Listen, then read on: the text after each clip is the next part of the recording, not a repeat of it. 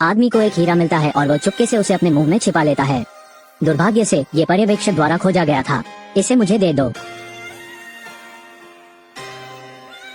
उसके बगल में बैठा काला भाई ये सब देखता रहा और अगले ही पल मुझे लगा जैसे मैंने कुछ छू लिया है। खोजने के लिए उस पर लगी गंदगी को मिटा दें। कबूतर के अंडे के आकार का हीरा थोड़ा गुलाबी होता है। हीरा उद्योग में भारी मुनाफे के युग में भाई है ने तुरंत इस गुलाबी हीरे के अनुमानित बाजार मूल्य का अनुमान लगाया। इसके साथ इसकी पूरी गारंटी है। एक पुराना नाश्ता कुछ जन्मों तक पी सकता है, लेकिन इतना बड़ा हीरा कहाँ छिपाया जाए? बस जब तुम खो गए हो। अचानक बगल में रखा पानी का पाइप फट गया तो भाई ने गार्डों के ध्यान न देने का फायदा उठाया। हीरे को जल्दी से पंजों के बीच जकड़ें, फिर शौचालय जाने के आधार पर खनन क्षेत्र से बाहर निकलने की तैयारी करें। रुकना, अपना हाथ बढ़ाएं, मुंह खोलो। सौभाग्य से ओवसिया को पैर में छुपा हीरा नहीं मिला। भाई ही जल्दी से उससे दूर खिसक गया। एक खुली जगह पर अकेले आ गए और चारों ओर किसी को नहीं देखा। फिर गुलाबी हीरे को पैर की उंगलियों के बीच से निकाल दिया जाता है। इसे अपने हाथ में लें और ध्यान से देखें। यह निश्चित रूप से उसे अपने जीवन के शीर्ष पर ले जाएगा। फिर पैंट से कपड़े का एक टुकड़ा फाड़ा। लपेटे हुए हीरे जमीन में गाड़ने के लिए तैयार हैं, लेकिन इस समय इसे मुझे दे दो। एक ठंडी मौत की बंदूक ने उसके सिर पर निशाना साधा। ये पता चला कि ओवसिया को पता चला कि वह क्या कर रहा था। मुझे लगा कि मैं यहाँ मरने जा रहा हूँ। हाथ में अचानक लगी एक गोली ने घातक अंत को तुरंत उलट दिया। ये पता चला कि राष्ट्रीय सरकार की सेना ने उन पर हमला किया। हथगोला गिरने से ओवसिया बेहोश हो गया। भाई हेई ने हीरों को दफनाने के लिए एक बेतरतीब जगह खोजने के लिए अराजकता का फायदा उठाया। अंतिम क्षण में सैनिकों ने दौड़कर उसे रोक लिया। उन्होंने काले भाई और अन्य सभी दासों को जेल भेज दिया, लेकिन मुझे उम्मीद नहीं थी कि सुपरवाइजर को भी अंदर भेजा जाएगा। और भाई ही को एक नजर में पहचान लिया। आदमी चाकू निकालता है और अपने मुंह पर निशाना साधा और दांतों में छिपा हुआ है। ये चावल के दाने के आकार का हीरा है। आदमी का नाम जियोली है और वो एक भाड़े का व्यक्ति है जो पैसे को अपना जीवन मानता है। पैसे कमाने के लिए वो अक्सर विद्रोहियों के साथ व्यापार करता था। हीरे के लिए हथियार बेचो। जो भुगतान किया जाता है वो युद्ध धन है और जो अर्जित किया जाता है वो मृत धन है। कुछ समय पहले ही उसे हीरों का एक जत्था मिला है।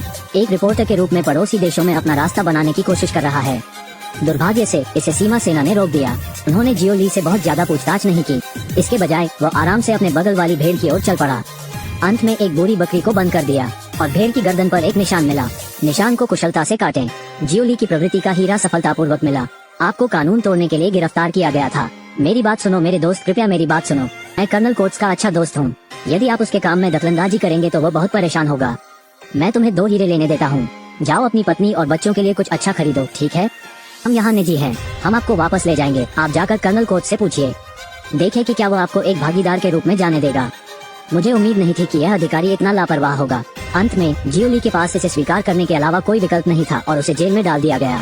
लेकिन अचानक पता चला कि बड़ी संख्या में अश्वेत लोगों को भी गिरफ्तार किया गया है और एक काला आदमी जो एक अधिकारी की तरह दिखता है एक दूसरे काले व्यक्ति की ओर इशारा करते हुए उससे पूछा कि उसने हीरा कहाँ छुपाया था। हीरे के बारे में क्या? गुलाबी हीरा। मैंने देखा, तुम इसे ले लो। तुम पागल हो, मैं तुम्हें नहीं जानता। लेट जाना। मैंने अपनी आंखों से देखा। कबूतर के अंडे जितना बड़ा, इतना बड़ा हीरा मैंने आज तक नहीं देखा। फिर अफसर की आवाज और तेज हो गई और $1000 देने को तैयार है। अन्य लोगों को हीरे के शरीर की तलाशी लेने के लिए कहें। भाई हे भी इस समय जल्दी में थे। उसने अपने कपड़े उतार दिए। उनके विद्रोहियों के अपराधों को चिल्लाओ। एक तरफ हीरे के बारे में सच्चाई को ढकना है, अपने भीतर के गुस्से को बाहर निकालते हुए, यानी क्रियाओं की यह श्रृंखला। उसके बगल में जियोली को यह समझने दे कि चीजें कभी भी इतनी आसान नहीं होंगी। जब जियोली को उसके साथियों ने जमानत पर रिहा कर दिया था, वो साथियों की व्यवस्था करता है और कुछ पैसे लेता है। उस काले आदमी को भी उबारो, क्योंकि वह जानता है कि जो उसने अभी सुना है वो सच है या नहीं। पिंक डायमंड की कीमत इससे ज्यादा हो सकती है। सैकड़ों टूटे हीरे हजारों गुना अधिक महंगे हैं। जियोली के लिए, जो पैसे को अपना जीवन मानते हैं, यह उनका जीवन है। यदि यह मौजूद है तो उसे इसे प्राप्त करना चाहिए। भाई है जो जमानत पर रिहा हुआ था, उसके पास सोचने का समय नहीं है। पहली बार मैं अपनी पत्नी और बच्चों का पता लगाने के लिए शरणार्थी शिविर में गया था, लेकिन सभी सूचियों की जांच करने के बाद परिवार का भी कोई पता नहीं चला। कर्मचारियों ने उनसे कहा कि वे कुछ नहीं कर सकते। बस जब वो असमंजस में था कि क्या किया जाए, तो जियोली अचानक दरवाजे पर आ गया। और ही ये मूर्ख नहीं है। वो समझता है कि इन गोरे लोगों के पास अच्छी चीज नहीं है। जब तक आपके पास उपयोग करने के लिए कोई मूल्य नहीं है, तब उनकी दृष्टि में जीवन व्यर्थ होगा। बस जब जियोली ने भाई हे को तंग किया, अप्रत्याशित रूप से विद्रोही अचानक आ गए। उन्होंने नागरिकों पर अंधाधुंध गोलियां चलाई और अनगिनत लोगों को मार डाला। विद्रोहियों को खदेड़ने के लिए सरकारी बल, उन्हें नागरिकों की जान की परवाह नहीं है। सीधे भीड़ पर गोली मारो। भाड़े के सैनिक के रूप में दशकों के अनुभव के साथ जियोली हेज को यहाँ से ले जाएं। गोलियों की बौछार में मुझे एक भी चोट नहीं आई है।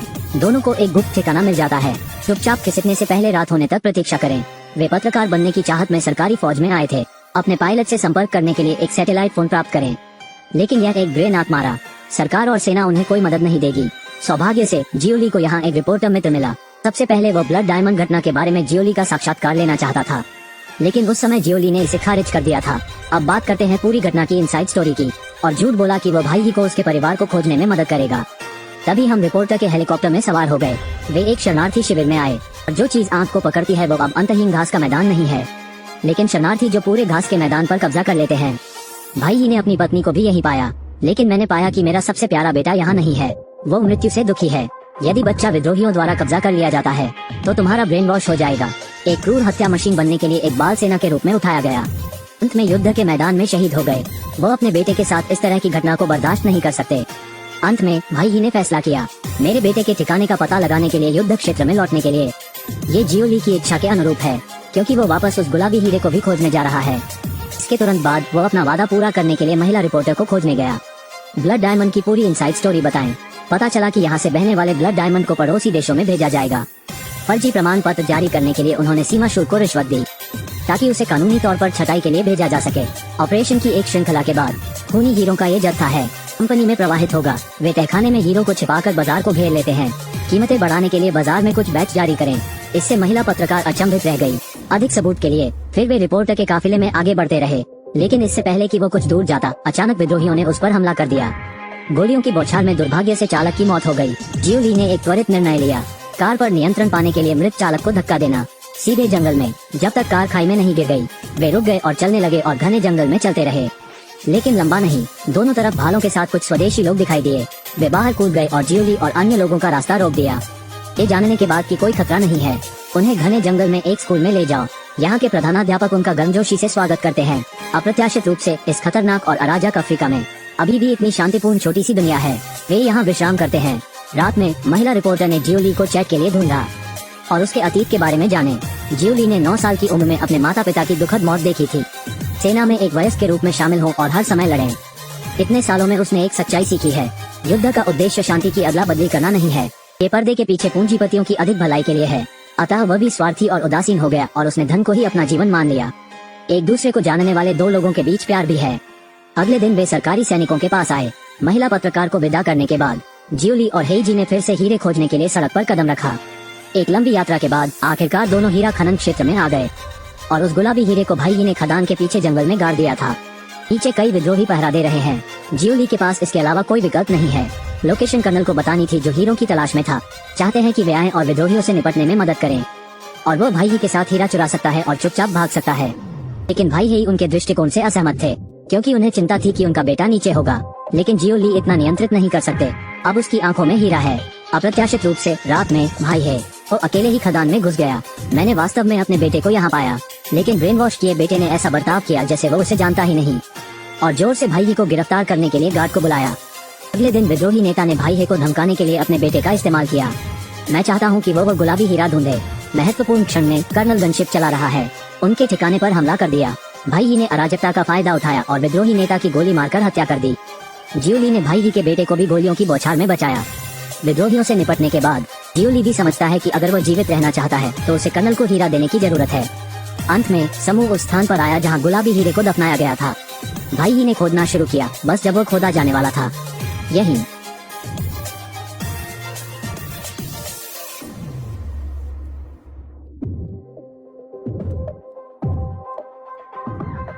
पैसे के कारण काबिल कर्नल की अंत में मौत हो गई और जियोली ने पाया कि वह भी घायल हो गया था। बस जब हीगे को हीरा मिला, उनके बेटे ने मौत की बंदूक ली और उन पर तान दी। हीगे रो रहा है। अंत में उन्होंने अपने बेटे के दिमाग को वापस बुलाने के लिए प्यार का इस्तेमाल किया। इस समय खबर सुनकर कर्नल के अधीनस्थ भी दौड़ पड़े। तीनों भाग गए। रास्ते में जियोली ने भाई से गुलाबी हीरा छीन लिया। उनके ड्राइवर को अच्छा कहा जाता है, उसे दूर नहीं एक पहाड़ी की चोटी पर रुकने दो। लेकिन जियोली की गति धीमी और धीमी होती जा रही है। भाई चाहते थे कि वे रुके और आराम करें, लेकिन उन्होंने मना कर दिया। जब तक वो पत्थर पर पड़ा हुआ थक नहीं गया, भाई ने उसे लेने और पहाड़ पर चढ़ना जारी रखने का फैसला किया। लेकिन वो ज्यादा दूर नहीं गया। जियोली का शरीर पहले से ही दर्द से कराह रहा था। जियोली ने हीरा निकाल लिया। इस छोटी सी चट्टान को देखकर जिसे वो प्यार करता है और नफरत करता है, वो बहुत खुश मुस्कुराया। अंत में उसने हीरा भाई को दे दिया। उससे कहो कि वो अपने बेटे को ले जाए और चला जाए। भाई ने कहा कि मैं तुम्हें अपनी पीठ के पीछे ले जा सकता हूँ, लेकिन जियोली ने मना कर दिया। इसके बाद उन्होंने महिला पत्रकार को बुलाया। अगले यात्रा कार्यक्रम की व्यवस्था करने में हीगे की मदद करें। जीवन के अंतिम क्षणों में उसने अफ्रीका की लाल धरती को मुट्ठी भर निचोड़ लिया और फिर हमेशा के लिए सूर्यास्त के नीचे गिर गया। कहानी के अंत में भाई ही को महिला पत्रकार मिली।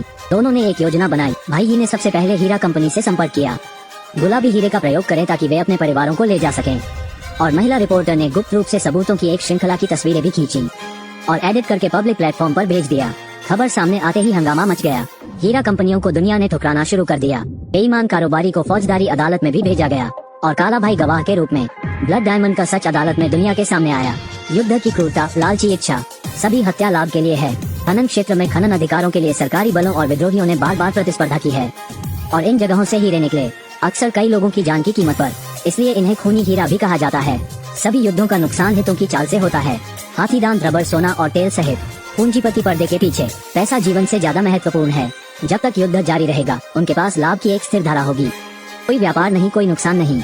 शायद हम दुनिया के काम करने के तरीके को नहीं बदल सकते, लेकिन हम उन युद्धों के लाभों से इनकार कर सकते हैं